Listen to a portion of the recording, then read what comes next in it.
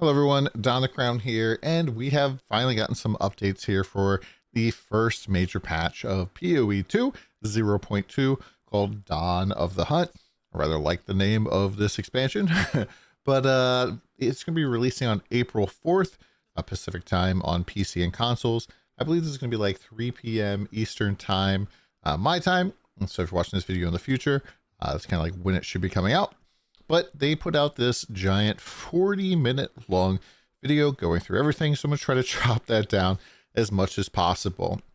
Big note is that they're adding a new class, the Huntress, which is a primarily spear-focused, kind of like Amazon, Javazon type of character, and the spear skills are all pretty interesting. It's going to be a mixture of melee and range, so kind of expect to see like a whole bunch of different things where you can kind of like get in and out of melee by like charging in and like hopping back out.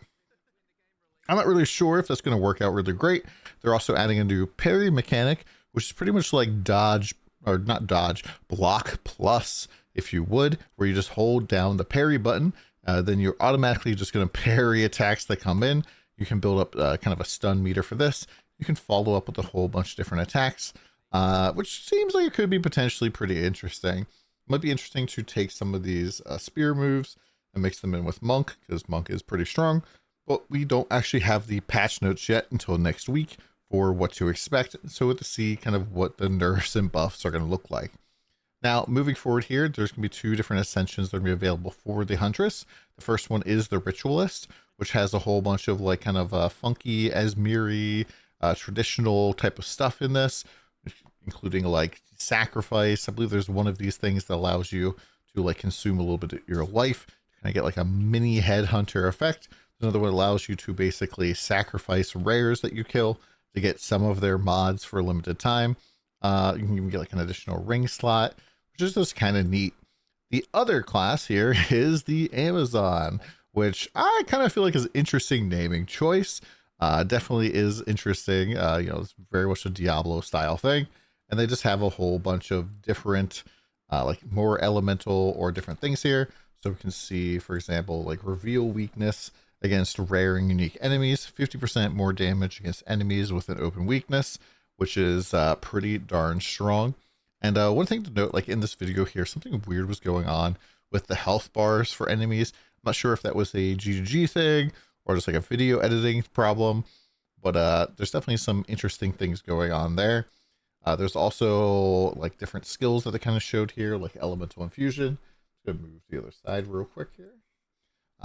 So when you consume a power charge, trigger infused weapon to gain 2 cold infusion, fire infusion, or lightning infusion. I'm not really sure exactly what that stuff is going to do, but definitely seems like the Amazons can be a little bit more elemental, whereas the Ritualist is going to be a little bit more towards like different types of buffs and stuff like that. They're also adding new ascendancy classes for the warrior, kind of like this blacksmith ascendancy class here, where you will basically like build up and like actually go anvil on your weapon in the middle of combat here, or have your weapon kind of like fly around with you.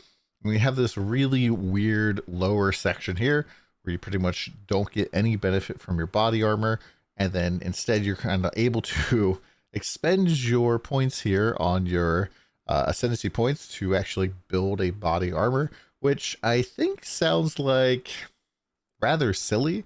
It's the type of stuff where it's just like, I don't know why I would potentially do this type of stuff when I could potentially instead go and just get a really good body armor and just like actually get real damage or real defenses here. But could be rather interesting. Some of these we haven't really seen all of them just yet, but you have to remember you're probably gonna have to spend your actual ascendancy points on every single one of them, so each point has to be very, very strong. They're also adding a new tactician ascendancy class here for the mercenary, and this is going to be like a lot of like shooting crossbow kind of stuff, like projectile damage builds pins, and then those pinned enemies can't perform any actions at all, which is pretty interesting. You can also place multiple banners. And banners, I don't really know if I've seen a lot of action here in PoE2 yet. It's not something that I've really done before so far, but I'm sure the different builds could do that. There's a supporting fire skill that you can get, which pretty much allows you to call in extra shots. And then Witch is going to be getting the Lich ascendancy class here, which is a lot different than what I was expecting with kind of like a last epoch-y style thing.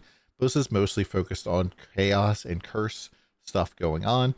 And you can even go and put in a jewel here, which basically acts as your phylactery, and you just like activate and like get a more powerful jewel. So it can socket one non-unique basic jewel with 100% increased effect of the jewel, and then 50% more mana cost if you have no energy shield, which I could see potentially being an upside for some builds.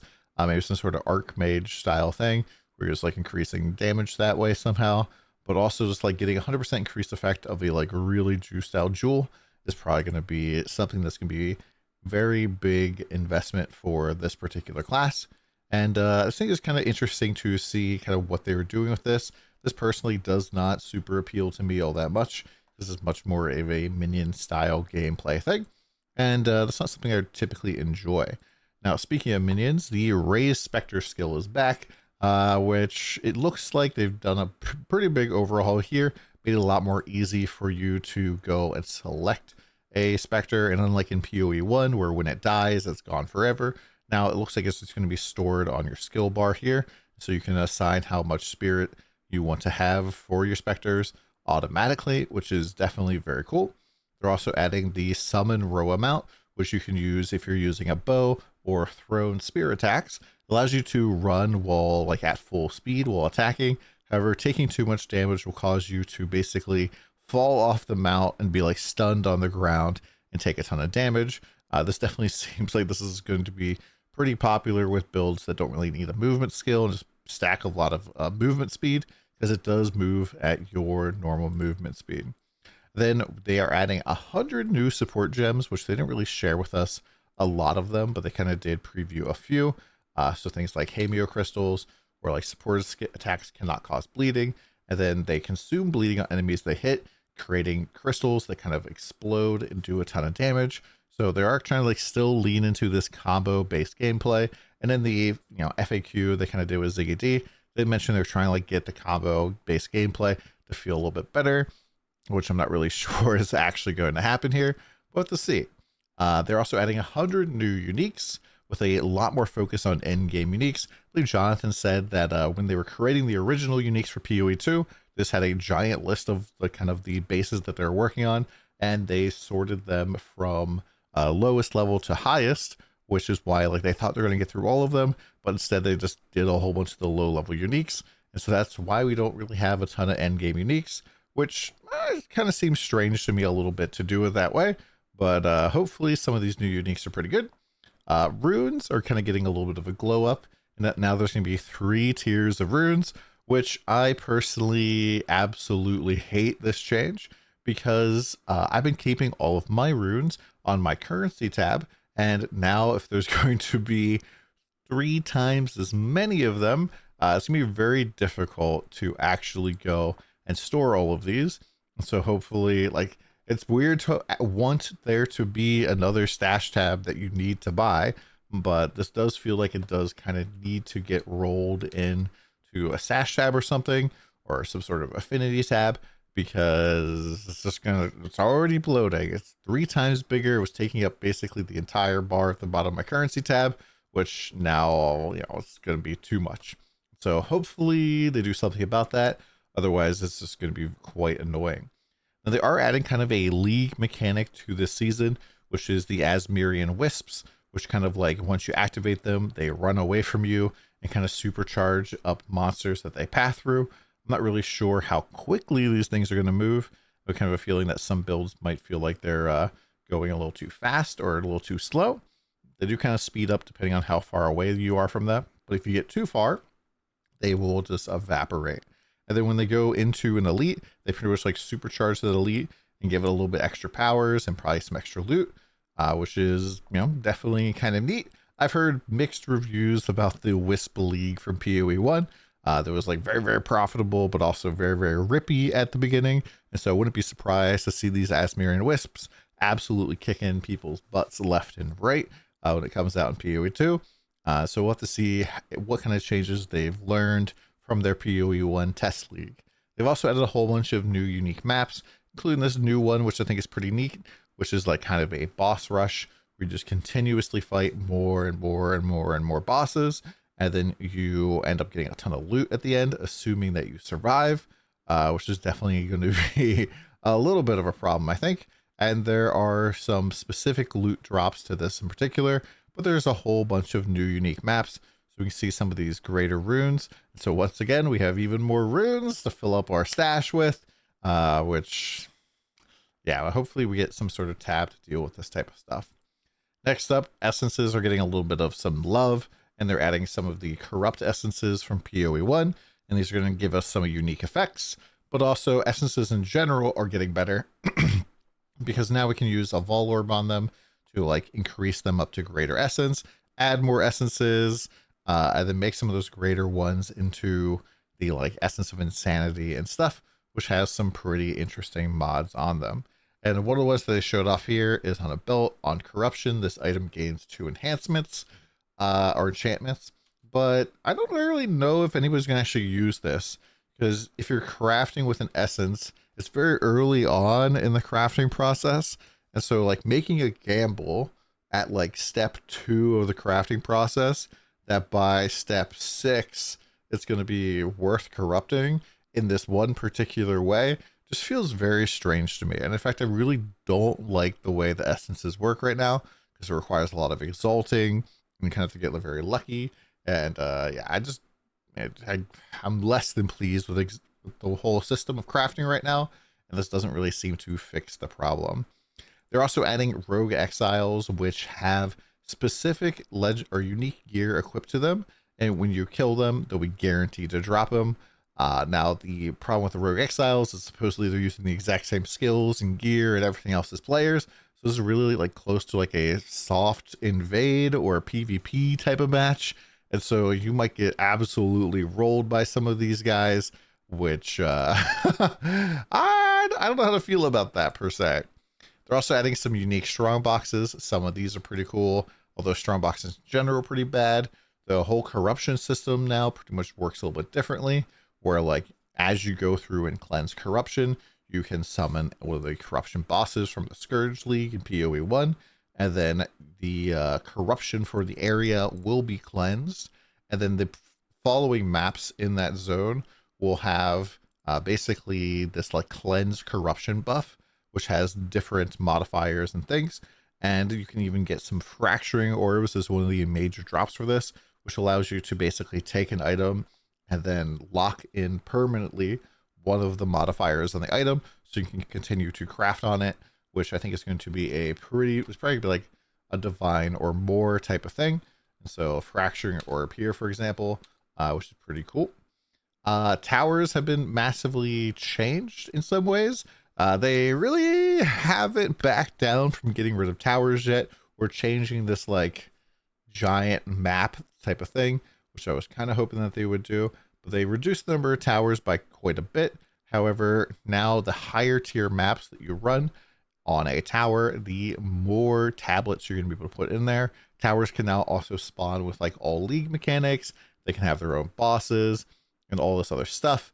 I still really don't like towers. I really do not like this whole mapping system. I don't like not being able to pick the maps that I want. One of the things I like the most in PoE1 is be able to like find a build you enjoy playing, find a map that is enjoyable to play the build on, and you kind of smoosh the two together and just have a very good, very like understandable and enjoyable process.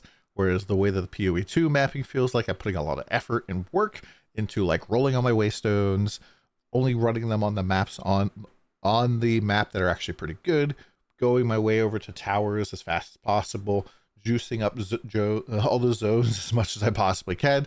And it just feels very like I'm putting a lot of effort in compared to just like Alk and Go, which, you know, is kind of a nice way to farm in PoE1. Also, they're changing the way that portals work. So in, you know, PoE2, normally you get like the 6 portals, and then when you die, they would all disappear. Well, now the more modifiers that are on your waystone, the less portals you're going to get, which I think is interesting. So at like lower tier maps, you're going to be able to have like 6 portals still, But then once you get all the way up, you only have one portal, which at first sounds pretty reasonable. However, that means at endgame, you're not going to be able to trade with people. You're not going to be able to leave your map. You're not going to be able to pull loot out. You're not going to be able to really do anything. Which I think the number of portals should just be like number of deaths allowed or something like that. I'm not really sure how this is going to work, but I feel like this is going to make the economy even worse, as the people who are at the tippity top going the fastest now pretty much only want to trade when they're in their hideout, and they are already spending as little time as possible in their hideout. So it's just gonna like it's just like another step of friction to trading. And when they still did not mention anything at all about trade improvements, which I think is really ridiculous. They're adding the reliquary keys to the game. You can get all sorts of types of loops from this. It's basically like a little key you can put into the map. There's going to be a little box that you can get, and then specific bosses can also have their own reliquary keys. So if you're looking for a unique from Zest, it can only drop from the Zest reliquary key, which kind of does make some sense. There are going to be some unique tablets as well. Some of these seem pretty interesting.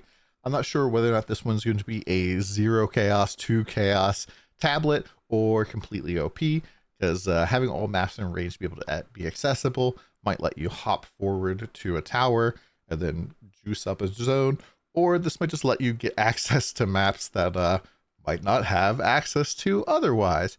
I'm sure if you're like me, you've seen on the PoE2 subreddit, lots of people having issues where there are maps that they just can't access. There's like a stronghold that is like in the mountains that has no connections leading to it. There's just nothing they can do. Or these like still these huge gaps in the generation here. Like this is basically fixing a problem in some ways that they that should already be fixed. So like this here, I don't understand why this tile set can generate this way, where there's a huge gap between connections. It doesn't make any sense. I mean, worst case scenario, I feel like you should be able to do something to like forge a connection here. Like we're using a magical teleporter to get to these zones, and yet for some reason I can't cross the desert. I think it's just really dumb. Next up, they are adding a recombination to the game. This is kind of a crafting thing from PoE1. Basically smoosh two similar things together, and you hopefully get one thing that has all of the mods that you want.